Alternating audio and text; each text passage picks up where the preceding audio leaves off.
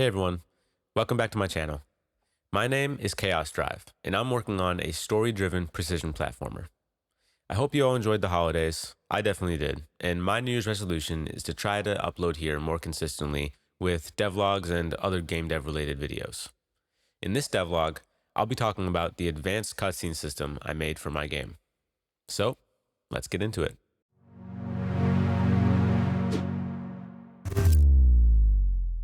On top of the satisfying platform gameplay, this game has a great story to tell.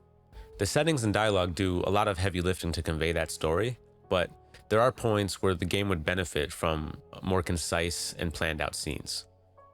Here are some things that I want to be able to do with my cutscene system. The first is taking control of existing characters on the screen. It's important to me that the transition between gameplay and cutscene is as smooth as can be. That's why I want to be able to take control of characters that already exist on the screen rather than spawning actors on top of them. Here's how I achieved that. First, I made it so the characters stop running their own state logic when the cutscenes are active. So, when a cutscene starts, the player is unable to move. Then I created an actor node which I can place in any character I want. And when a cutscene starts, this actor node adds that character to the list of actors that the cutscene manager can control. And when a cutscene ends, the characters on screen stop being actors and resume their regular state logic. After finishing this part, I created my own custom resource called a cutscene action. All cutscenes in the game are just lists of these actions, which the cutscene manager just pretty much executes them in order, so it plays out like a movie. I thought of every single thing I wanted to do in a cutscene and programmed an action for it. So these actions can do anything from moving an actor to initiating a dialogue and even changing which object the camera follows.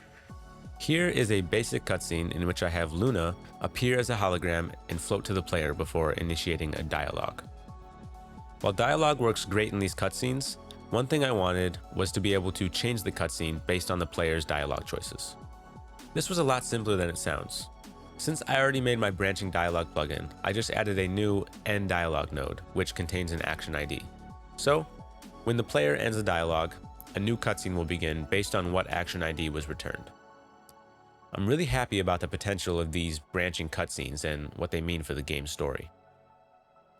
There was one last thing I decided to add to the cutscene system last minute, and that is quick actions. Quick actions are choices that the player has to make under the stress of a timer. These types of choices are very common in story-driven games, and they can make otherwise boring cutscenes very exciting and intense. In my game, the player has a certain amount of time to choose between the choices, or they can also choose not to choose and just let the timer run out, which may be beneficial in certain parts of the game. These quick actions work pretty much the same as dialogue, as the cutscene changes based on the player's choice. I had a lot of fun creating all these little actions and seeing the cutscene system really come to life.